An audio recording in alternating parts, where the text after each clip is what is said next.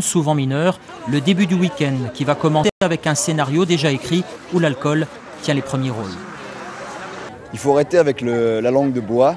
Les jeunes boivent vraiment violemment, très violemment. Moi j'ai commencé à 15 ans et on s'est mis à picoler comme ça pour de rire. On a commencé au whisky pur et ça y va violemment. L'objectif c'est de se mettre saoul, donc on consomme des alcools forts pour être le plus possible complètement saoul. Boire, parfois jusqu'à l'extrême, ce que les anglo-saxons appellent le binge drinking, un phénomène croissant dans le pays. Déjà, selon une étude médicale, 1 jeune sur 4, soit environ 1 million d'adolescents et de jeunes adultes, consomment de l'alcool au moins une fois par semaine, de la bière ou des alcools forts présents à tous les rayons des commerces. Sans compter depuis quelques années l'apparition de ces boissons aromatisées, très sucrées et dopées en alcool. Alors, pour limiter l'accès à ces produits depuis quelques années à Redon, une convention a été signée entre la mairie et les commerçants. Du coup, les contrôles de pièces d'identité en caisse sont obligatoires pour les plus jeunes.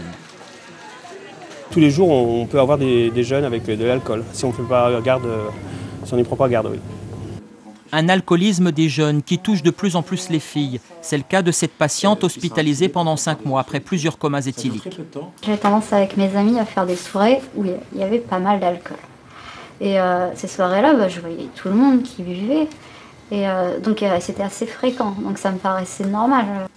Une ivresse régulière qui, pour les médecins, n'a pas que des conséquences sur la santé physique. Ce qui pose problème, c'est cette façon de le faire de manière cyclique, répétée, c'est de s'enivrer au point de perdre tout à fait la liberté de soi. Une alcoolisation banalisée, une mise en danger des jeunes qui passe souvent totalement inaperçue aux yeux des parents.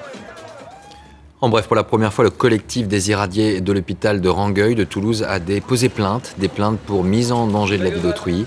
Les faits remontent à avril 2006 et en un an, près de 150 patients avaient reçu des surdoses de rayons X importants.